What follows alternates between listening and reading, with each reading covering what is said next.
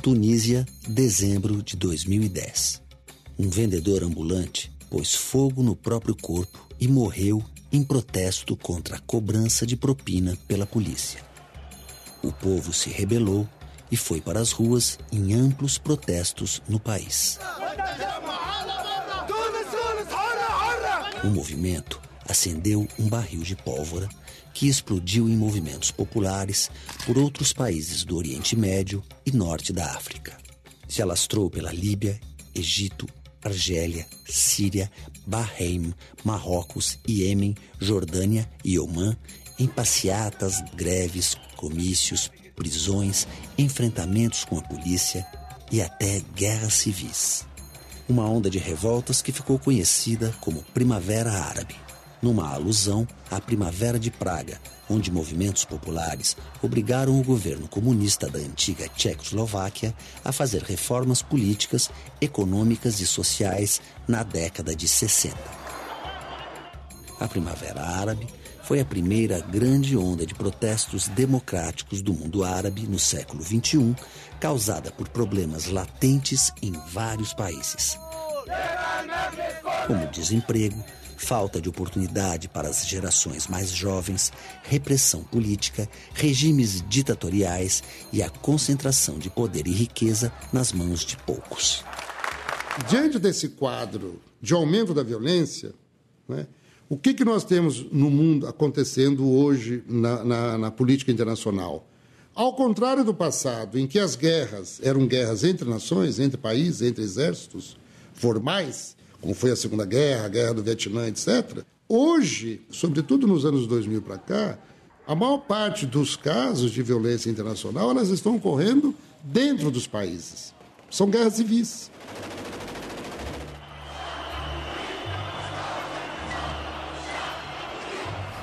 A Primavera Árabe chegou como um furacão político em alguns países. Em semanas, derrubou ditadores há décadas no poder, como o presidente Zine al-Abidine Ben Ali, da Tunísia, Hosni Mubarak, do Egito, e Muammar Gaddafi, da Líbia.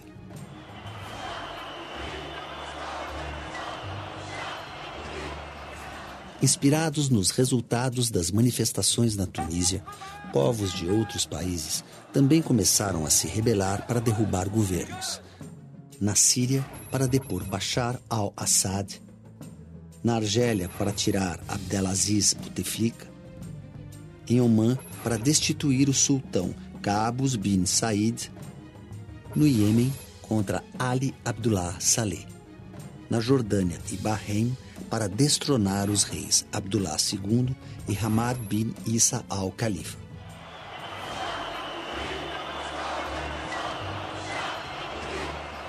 Na Líbia, Egito e Tunísia, a Primavera Árabe conseguiu rápidos resultados. O povo da Tunísia derrubou e prendeu o presidente Ben Ali por desvio de verbas, corrupção e fraudes.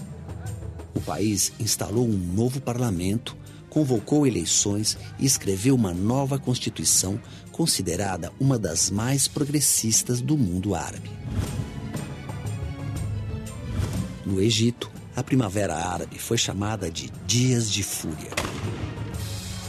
Em 2 semanas de protesto, o movimento levou à renúncia do presidente Hosni Mubarak. Os militares chegaram a essa conclusão: olha, Mubarak vai ter que descer, apesar dele ser homem nosso, ele vai ter que descer do poder, porque não queremos reprimir a população.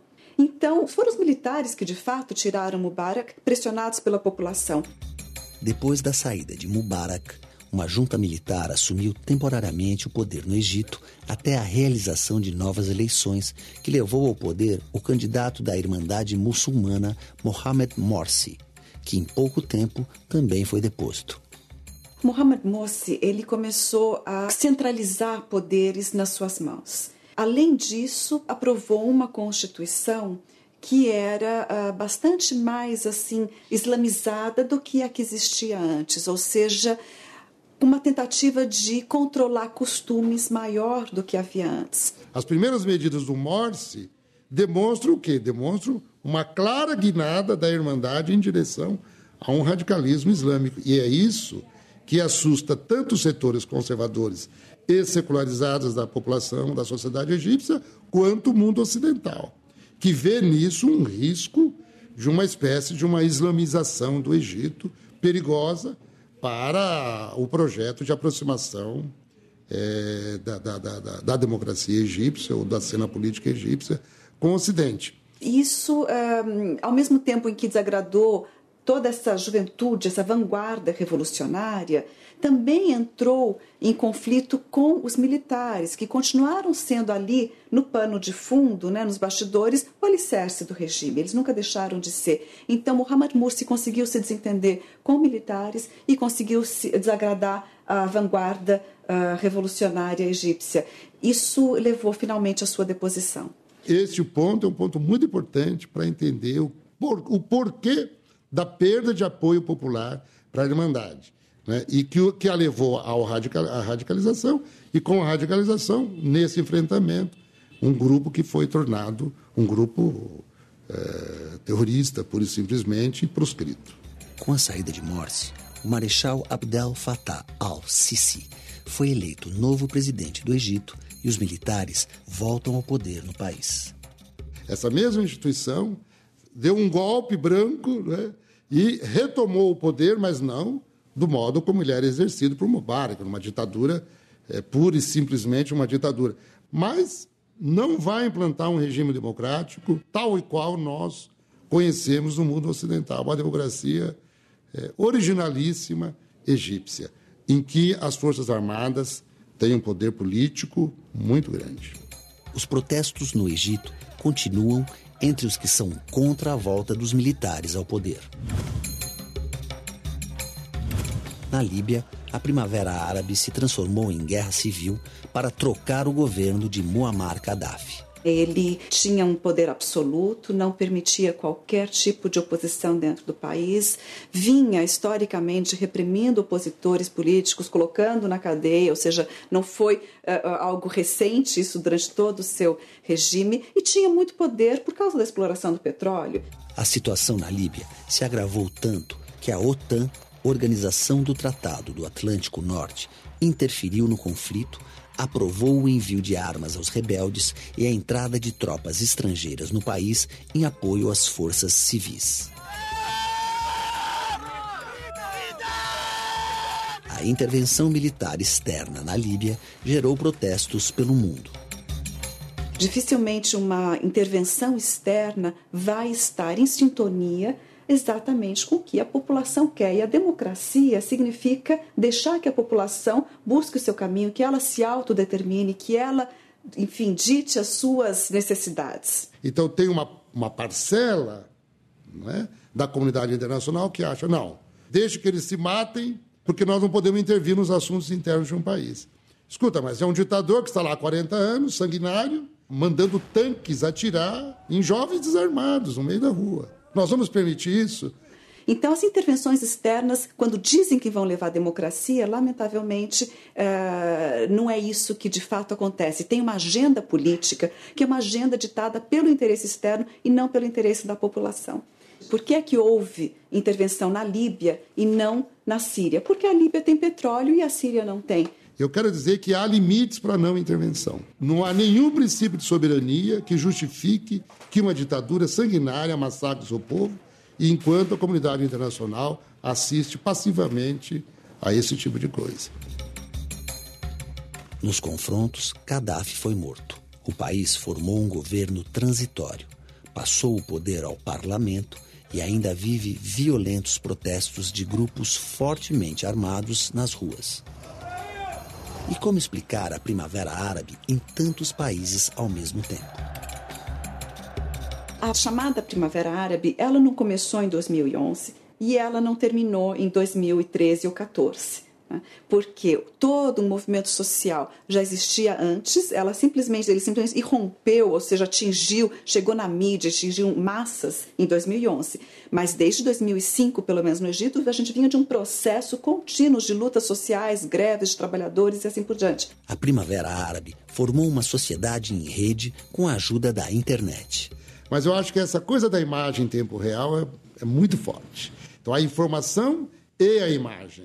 em tempo real. Quer dizer, você ir lá no meio da manifestação, enfrentando a polícia, apanhando da polícia e aquelas imagens sendo transmitidas. Essa conectividade e a possibilidade de que as pessoas possam se organizar agora através dessas redes virtuais, não necessariamente em partidos, aquela coisa mais convencional da política. Esse foi o fator diferencial na Primavera Árabe. A população teve um ganho importante, que é o ganho de experimentar reivindicar os seus direitos, de se politizar, de discutir política, de ir para as ruas. Então, esse ganho social, ele permanece. Sem dúvida nenhuma que esse é o novo mundo da política. A Primavera Árabe teve começos iguais, desfechos diferentes e, em alguns países, nem terminou.